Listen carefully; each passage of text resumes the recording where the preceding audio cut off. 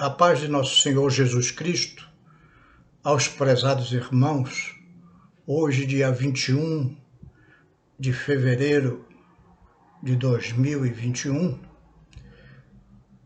domingo, vamos dar continuidade aos estudos da nossa escola dominical do primeiro trimestre, que tem como tema o verdadeiro pentecostalismo.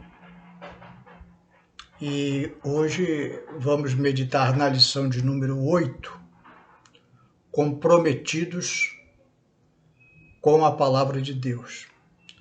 O texto bíblico para a nossa meditação está lá na segunda epístola do apóstolo Paulo a Timóteo, capítulo 2, versículos 14 a 19, que diz assim a palavra de Deus: Traze estas coisas à memória, ordena-lhes diante do Senhor que não tenham contendas de palavras, que para nada há proveito e são perversão dos ouvintes. Procura apresentar-te a Deus aprovado, como obreiro que não tem que se envergonhar, que maneja bem a palavra da verdade. Mas evita os falatórios profanos, porque produzirão maior impiedade. E a palavra desses roerá como cangrena, entre os quais são Himeneu e Fileto, os quais se desviaram da verdade, dizendo que a ressurreição era já feita, e perverteram a fé de alguns. Todavia, o fundamento de Deus fica firme, tendo este selo: o Senhor conhece o que são seus, e qualquer que profere o nome de Cristo, aparte-se da iniquidade. Vamos orar. Senhor meu Deus, estamos diante da Tua palavra, Senhor, pedimos da Tua graça, Senhor, que o Teu Espírito Santo possa abrir a nossa mente, o nosso coração, para entendimento das Tuas Escrituras Sagradas, Senhor. É o que te pedimos e te agradecemos, em nome de Jesus. Amém. O apóstolo Paulo, ao se dirigir ao seu discípulo Timóteo, também pastor, ele destaca que Timóteo deve se apresentar a Deus aprovado. E como é um obreiro aprovado? É aquele que não tem do que se envergonhar e que maneja bem a palavra da verdade, que não dá ouvidos a falatórios profanos, ou seja, doutrinas que produzem impiedade. O nosso compromisso com a palavra de Deus, nesses tempos difíceis que estamos vivendo, deve ser uma das maiores preocupações como cristãos. O apóstolo Pedro declarou que nenhuma profecia da Escritura é de particular interpretação, ou seja, ela é inspirada por Deus. Portanto, ela deve ser preservada de qualquer modificação e é independente da cultura que vivemos. Hoje corremos um risco muito grande de alguns pastores serem tentados a modificar as Escrituras Sagradas para se adaptar a essa cultura que estamos vivendo atualmente. A Bíblia Sagrada tem que ser preservada em qualquer cultura. Martinho Lutero, monge católico alemão, Em 31 de outubro de 1517, ou seja, 17 anos depois que o Brasil foi descoberto, afixou na porta da igreja as suas 95 teses, procurando convencer inutilmente a Igreja Católica Romana a voltar-se somente para as Escrituras. Dali surge uma síntese, 5 solas. São frases latinas que definem princípios fundamentais da Reforma Protestante, em contradição com os ensinamentos da Igreja Católica Apostólica Romana. Só 2 observações. Solas vem do latim, que quer dizer somente,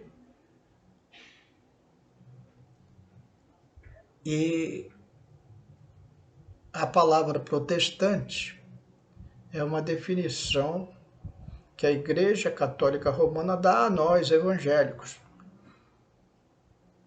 Na verdade, é uma forma pejorativa de chamar os evangélicos, como se nós apenas fôssemos protestantes, membros protestantes da Igreja Católica. Não somos. Nós somos voltados somente para as Escrituras, 5 solas. Elas são sola fide, somente a fé. A fé vem pelo ouvir e ouvir a palavra de Deus, disse o apóstolo Paulo. E é a palavra de Deus que traz a fé ao nosso coração. Não é obras que nos salvam, somente a fé em Cristo. O segundo sola é o sola Escritura, somente a Escritura. Mais nada, nenhum livro subjacente. Não existe na igreja evangélica, não existe nenhum suporte tipo como existe na Igreja Católica Romana, que tem as epístolas papais, que tem poder igual a das Escrituras Sagradas. Ou no mormonismo, que tem o livro dos Mormons. Não. Evangélicos, sua base de fé deve ser somente a Escritura Sagrada. Terceiro solo é o solus Cristo, somente Cristo. É só através do sangue de nosso Senhor Jesus Cristo que nós somos perdoados dos nossos pecados. Não tem nenhuma outra maneira de se chegar a Deus a não ser através de Cristo, que morreu na cruz do Calvário, num sacrifício, pagando pelo pecado da humanidade. O quarto solo é sola gratia, somente a graça. A fé vem pela graça. A graça, a palavra graça quer dizer gratuita. Deus não nos cobra nada. Ele nos dá a salvação de graça, através do sangue de nosso Senhor Jesus Cristo, somente Cristo. E por último, o quinto sola é soli Deo glória, glória somente a Deus. não damos glórias a anjos, não damos glórias a santos, toda a glória somente a Deus. Isso parece simples, mas é fundamental para a nossa fé. É tão fundamental que a nossa igreja, a Igreja Evangélica Vida Frutífera, tem no seu estatuto social, no artigo 11,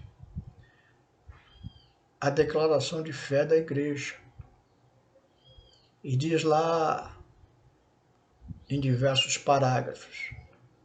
Parágrafo 1º, nós cremos em um só Deus eternamente subsistente em 3 pessoas, o Pai, o Filho e o Espírito Santo, segundo as Escrituras, Deuteronômio 6:4, Mateus 28:19, Marcos 12:29.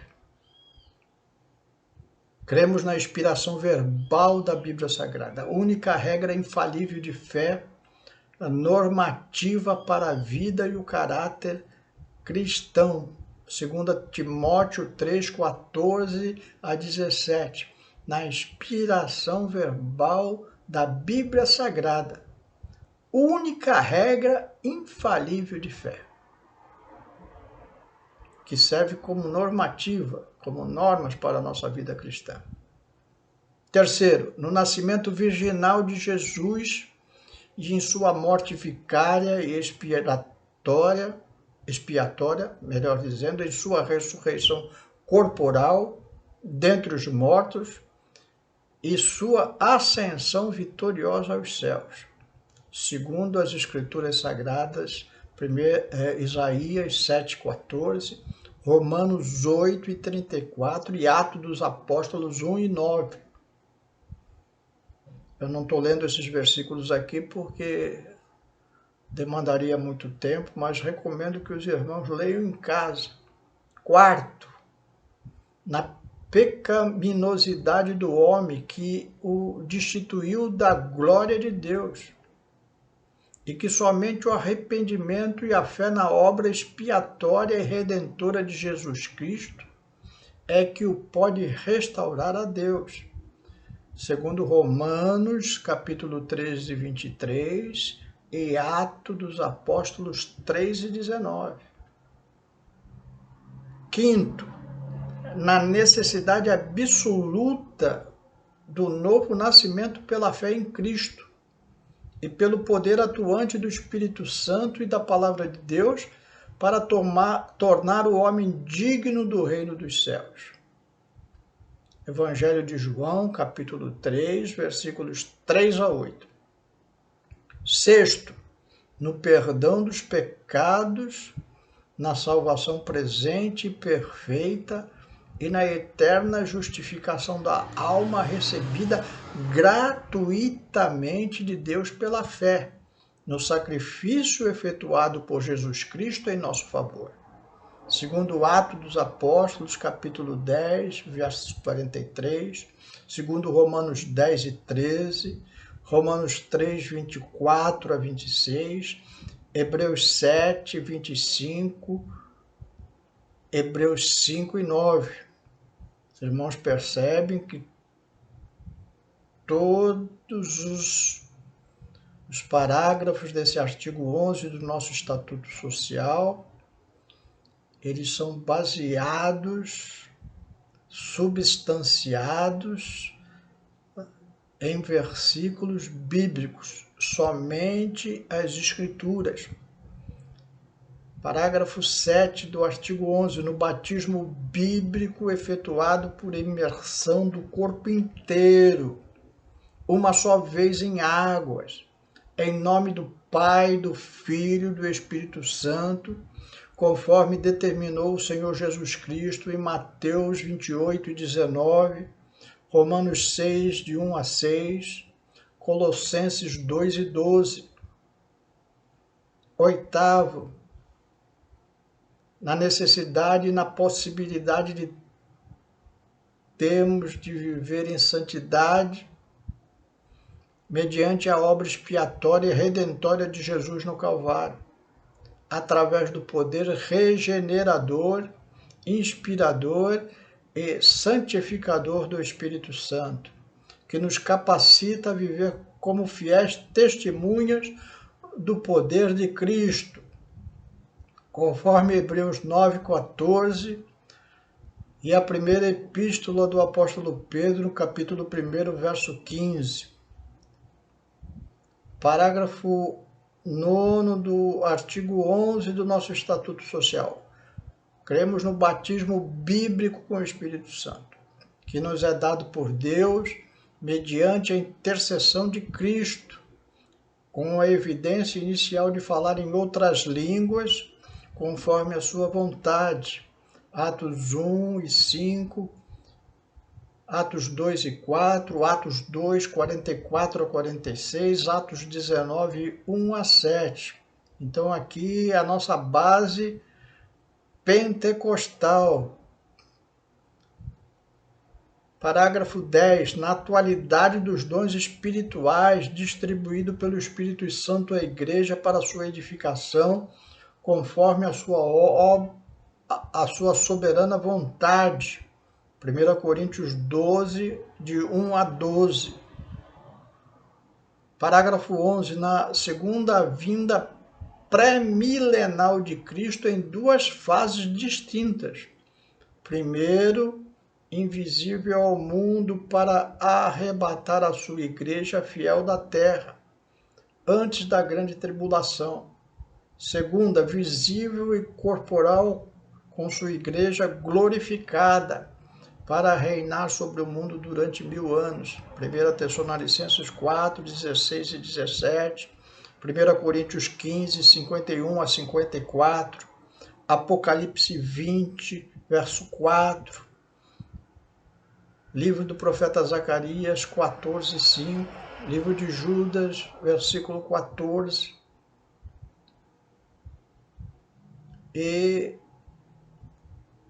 parágrafo 12 do artigo 11 do nosso Estatuto Social, que diz que todos os cristãos comparecerão ante ao tribunal de Cristo para receber a recompensa dos seus feitos em favor da causa de Cristo na terra. 2 Coríntios 5 e 10.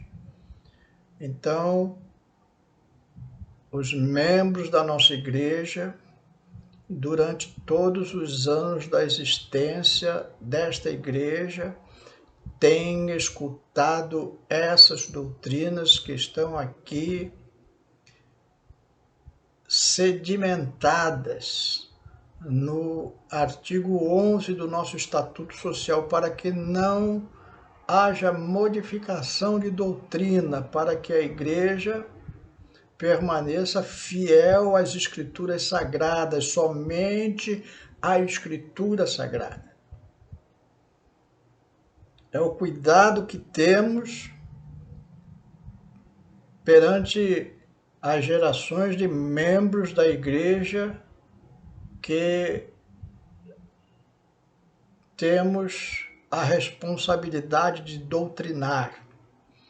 Então, qualquer membro da igreja sabe que, ao se filiar à nossa igreja, está de acordo com essas doutrinas, e essas doutrinas é que vão ser ensinadas durante os anos de ensino das Escrituras Sagradas, para que nós não nos desviemos daquilo que foi já estabelecido por Lutero, que na verdade só traz à memória o que foi ensinado pelos apóstolos e por nosso Senhor Jesus Cristo no século I da nossa era. Então, tudo aqui que ensinamos e vivemos durante o século XXI em nossa igreja, e já são baseados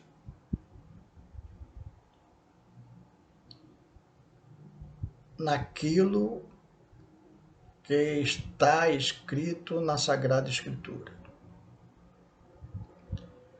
Para nós concluirmos, um alerta. Cuidado quanto aos modismos.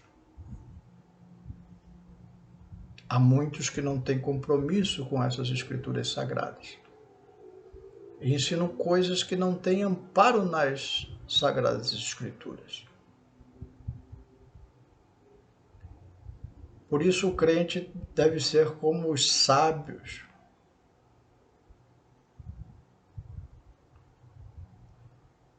que estudam as Escrituras Sagradas,